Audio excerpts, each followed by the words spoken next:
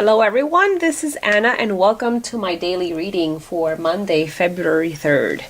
Okay, let's turn these cards over. I'm using the Fairy Tarot and the Art Through the Eyes of the Soul Oracle. Alrighty. Okay, first card, Fire card, Eight of Wands. I'll show that to you up close in a second. King of Swords, interesting, and Seven of Cups. Okay, let's turn this oracle over. Create and activate your DNA. Interesting. Okay, so there's something going on here with creativity. All right, so we have central figure, King of Swords. Okay, very wise man.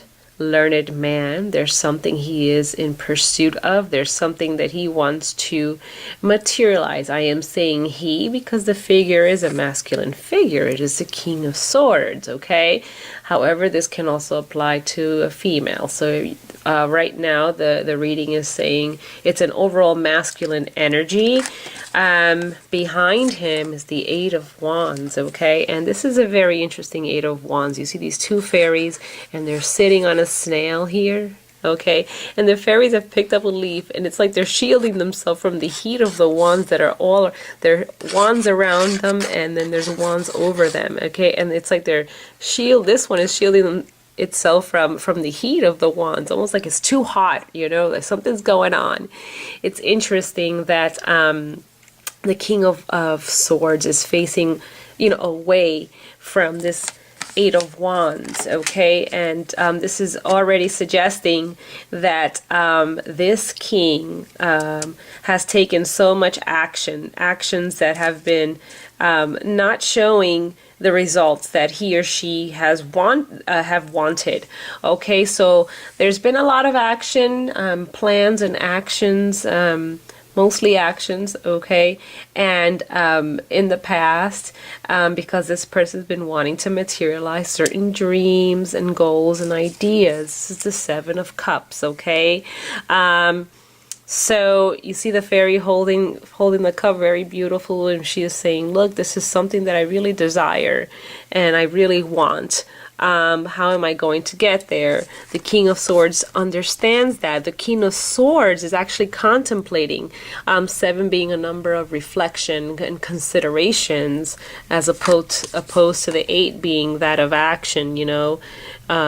So actions taken in the past have not yielded the result that this king is desires and wants. This king has dreams, ideas, and goals which he or she wants to materialize, but there's an element missing. And what is that element? You know, the element is creativity, okay? And this is called Beneath the Veil of Sophia. Sophia is the goddess of wisdom or the world soul, and it says create and activate your DNA. So there's an element of creativity that has been missing in this person's life. So the cards are suggesting that you have to somehow reinvigorate your creative side in order to move towards reaching these goals or having these ideas finally put into action and then being productive, okay? Because right now they're just all in your head, but you can put them into action, all right? Really, there's something, I don't know, you have to look outside of whatever it is that you're doing. Look at what you have done and understand that, oh, this element of creativity, there's something that is missing. You've been very logical up to this point, but there's something that is saying, the cards are saying, you have to find your own inner voice, your own style, and mode of expression even, okay? And when you do that, your inner visions and ideas will take form, okay?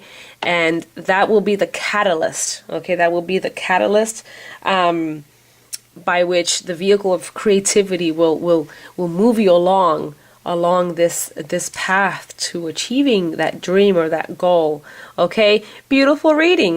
We all need a spark of creativity, of some sort of inspiration, you know. So, whoops, I just dropped one of my crystals. Funny.